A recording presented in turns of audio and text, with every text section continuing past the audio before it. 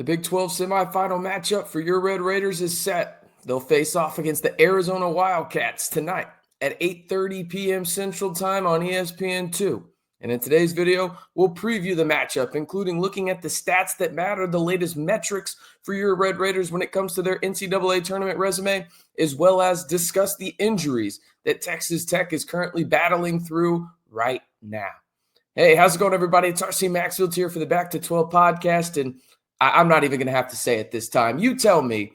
Let me know your score prediction down on the pinned comment below for number 9 Texas Tech against Arizona in the Big 12 semifinals up there in Kansas City. Texas Tech looking to go to their third ever Big 12 tournament final with a win tonight. Arizona, it would obviously be their first Big 12 tournament final because, well, it's their first season in the Big 12. But let me know your score prediction for Arizona versus number 9 Texas Tech down on the pinned comment below. All right, the odds for this one coming into this matchup, if you go look over on BetUS TV, Texas Tech is actually favored in this one by currently 2 points. You look at ESPN in terms of the matchup predictor, it's basically a coin flip if we're being honest about this. And we're going to talk about the injuries here in a minute and how this could dictate the game. But if you ask me what the current odds look like in this game, it feels like Vegas thinks that Chance McMillan's going to play.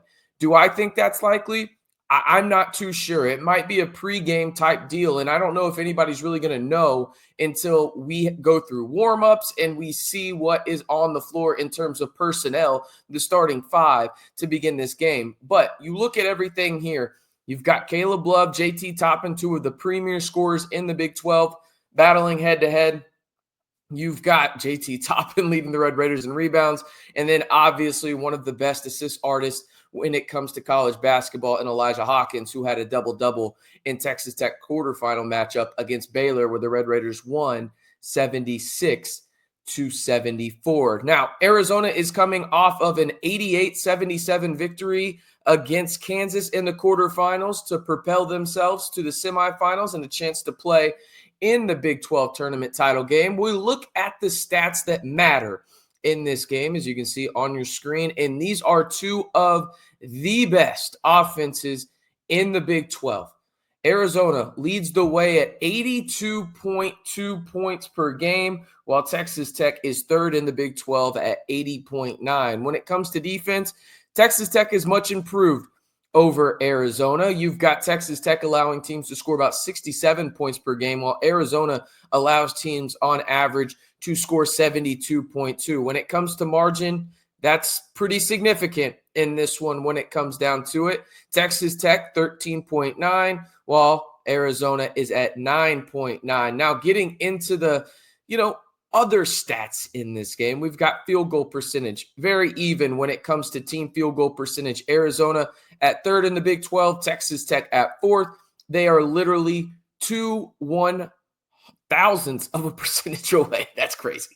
That's actually kind of crazy right there. Anyway, we move on. Opponent field goal percentage, Arizona only allows teams to shoot 41.5%, Texas Tech 42.9%. It's definitely different there. Now you look at the three-point percentage, and this is where things are a little bit different, okay? Texas Tech shoots 38% from 3.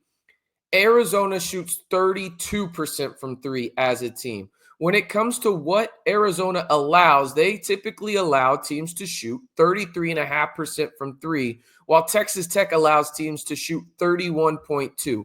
So if you look at that, Texas Tech and Arizona in terms of what Texas Tech allows and what Arizona actually shoots as a team is very similar.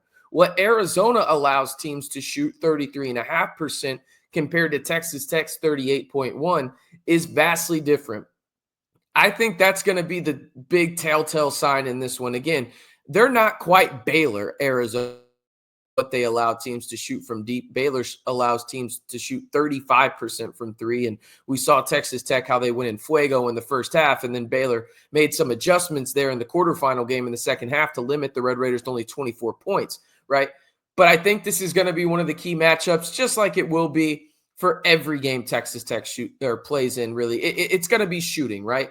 They shoot the 3 ball damn near more than any team in the Big 12, not named BYU. and they shoot it at a really high clip. If Texas Tech shoots closer to their season average compared to what Arizona allows, I think Texas Tech, even with the injury aspect of things, has a chance to win this basketball game. You look at it from a field goal percentage or field goals made, I should say, from 3-point range. Texas Tech averages the second most in the Big 12, 10.3, while Arizona only averages 6.8. You look at that, that's 3.5 difference.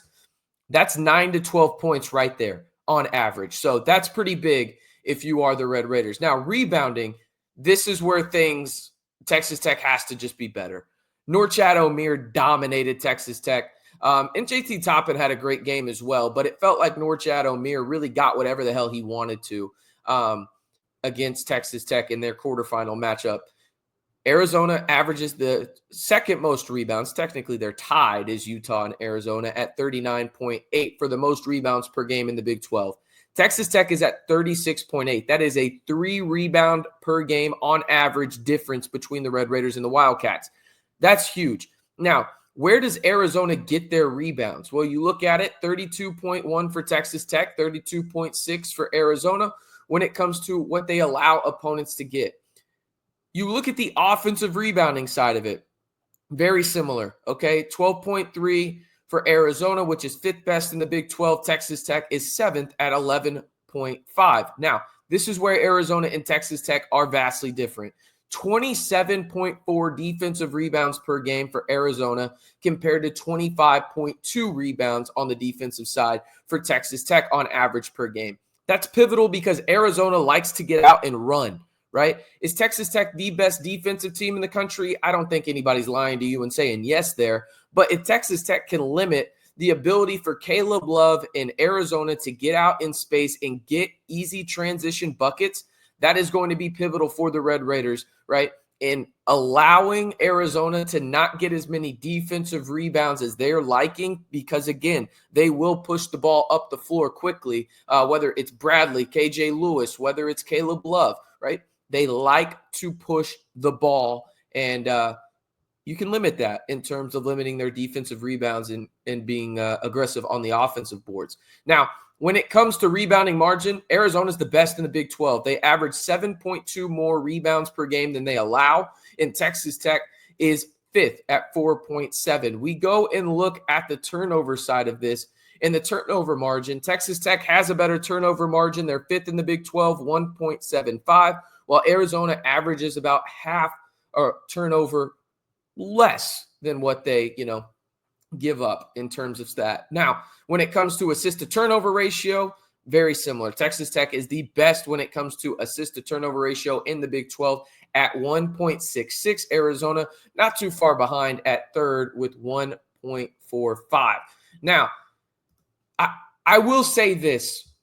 Again, we're going to talk about injuries here, and I know we're 8 minutes into the video, but the thing is for me, if you don't have Chance McMillan, this game is going to be vastly, vastly different than I think a lot of people see. And here's the thing, too. I was talking to a buddy of mine about this earlier today, and in my opinion, this may be a tall ask, right? Let's play the hypothetical game here and say Chance isn't playing. Again, Chance McMillan didn't play in the second half and didn't play a majority of the first half either. Only played 8 minutes in the game against Baylor. If you can get Christian Anderson, Kevin Overton, and Fetty to combine for 20-plus points, 9-plus rebounds, and then 8 or 6-plus assists, I think you have a chance to win without Chance. Again, we are not going to know if Chance or D5 are playing in this game. And I bring up D5, who did come back in and play in the second half. He was nursing a calf injury. He was using the massage gun, in the second half to try and get that calf activated and feel a little bit better. And he came in, toughed it out, and Texas Tech got the quarterfinal win against Baylor.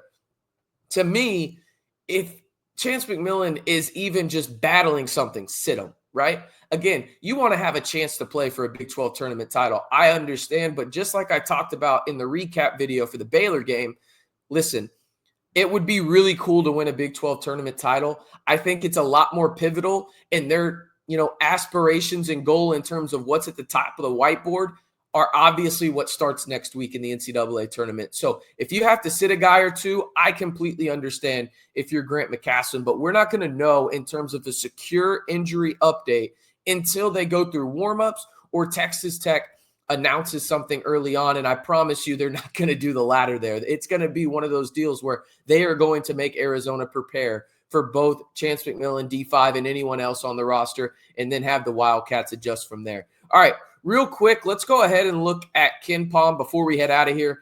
Texas Tech still 7th in KenPom, the 6th best offense in the country, 30th best defense. They are currently on the fringe of being a national title contender, just on the fringe. Have to have a top 31 defense, according to KenPom, if you want to be a true national title contender to go along with the top 21 offense. Not too worried about the offense if you're Texas Tech, but the defense is right on the fringe. When it comes to net rankings, they're on your screen right now. Texas Tech still 7th in the net. They have 9 quad 1 victories. The reason it's not 10 because of their win last night against Baylor. Baylor fell out of the top 30 of the net to 31.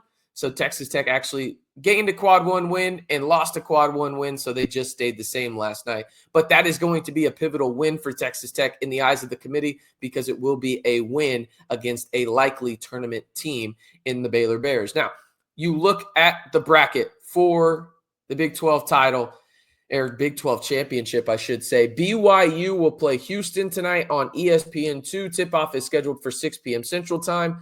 And then about 30, 45 minutes after the conclusion of that Houston-BYU game, it'll be Texas Tech in Arizona on ESPN2. Tip-off is tentatively scheduled for 8:30 p.m. Central Time. All right, before we head out of here, let me know your score prediction for Arizona and number 9 Texas Tech in the Big 12 Tournament Semifinals. The Red Raiders are looking to secure another quad 1 victory and improve their NCAA tournament resume and improve the chances of getting a 2 seed, but they're also looking for a chance to play in their 3rd Big 12 tournament final in program history. I'm RC Maxfield, reminding you, if you haven't already, be sure to like the video, hit that subscribe button, and turn on that notification bell to join the largest group of Texas Tech fans on YouTube right here in the Back to 12 podcast channel. And hey, be sure to join us on Sunday, Selection Sunday. We're about 48 hours away, people. It's going to be a lot of fun. We'll have a live here on the channel for instant live reaction to where Texas Tech is seated,